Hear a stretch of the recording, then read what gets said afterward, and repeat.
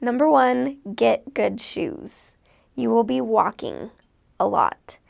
And even though it seems like we're walking around a lot in our lives, we're not compared to what you'll do there. So really, so many sisters and elders, but a ton of sisters really struggled with pain in their feet and in their back and in their knees. A lot of health problems that way just because they didn't have the right kind of walking shoes. So really making sure that you have good shoes.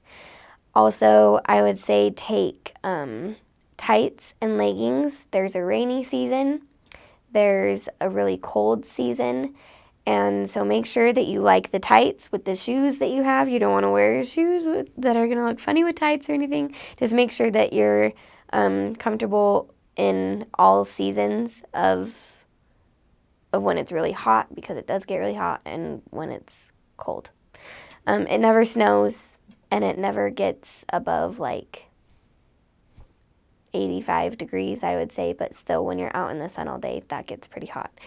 So making sure that you bring layers so that you don't have to bring a separate wardrobe for each season, but I can wear this short sleeve blouse all summer long, and then once it gets into a little chillier season, making sure you have something comfy to just put over it, and then once it is cold, something that will layer well to put like a waterproof coat over. So having a nice waterproof dress coat is really nice, but making sure that it's warm. I got a really nice one. I can't remember where I got it, but it kept me warm. Take scarves, take little headbands that'll keep your ears warm. Just in general, this applies to sister missionaries everywhere. There is not time in the morning to do your normal getting ready daily routine.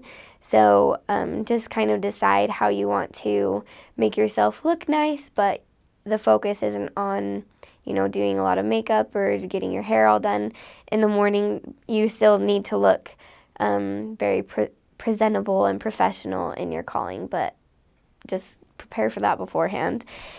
If you feel like it's a creepy place to go, don't go there. As far as dogs go, they bark a lot.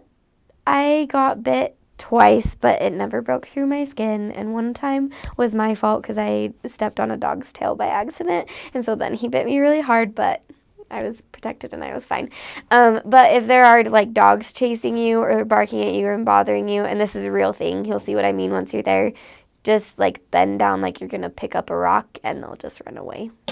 You don't even have to have a rock. You just bend down like you're gonna get one. They're like used to that. Emotional well-being.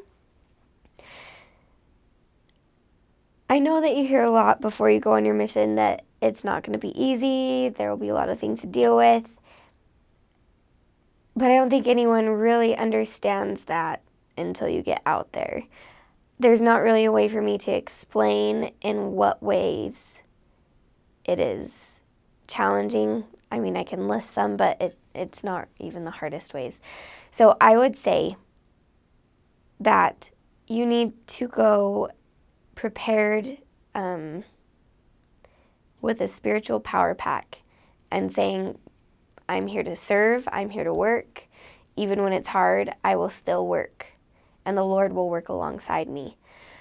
Emotional problems are a huge, I think we're seeing a huge awareness of that right now, and that's because there's a lot of anxiety, there's a lot of depression, there's a lot of health problems, and people want to serve. And especially in sisters, a lot of times we're more emotional or more sensitive to some things. And so just really making sure that you are able to get along with other people, that you're willing to be submissive and get along with a companion, to be submissive to the will of your mission president, and overall submissive to the will of the Lord, because there's going to be hard things with getting along with lots of personalities of the members, of your companions, of people you talk to in the street, they're going to be very different than you. And so I feel like a lot of emotional things come out from just the stress of feeling like you're not successful, or feeling like it's not working, or that you're not working, or that something's wrong. And you have to just be prepared that the Lord is in charge and it's going to be okay. The number one thing you can do is keep a smile on your face and keep faith in your heart and allow Him to take care of you. So it's going to be hard. There's a lot there.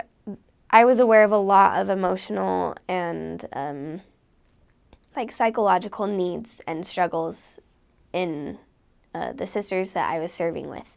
And so that's something that I'm very aware of, and I would urge everyone to make sure that you feel good before you go. You know, if you need to have some sort of counseling or some sort of therapy or medical help before you go, make sure that you're getting that done. And then you just have to find the resolve within yourself that even when it gets hard, you're going to keep trying and you're going to keep working. We are so blessed to be serving with so many resources right now, and you should always be studying the Missionary Handbook and Preach My Gospel, and that gives specific guidelines as to, making sure that there's another sister there with you if you're going to visit a man by himself, or vice versa for elders. And that is for your safety and theirs, and to protect the church and everyone involved.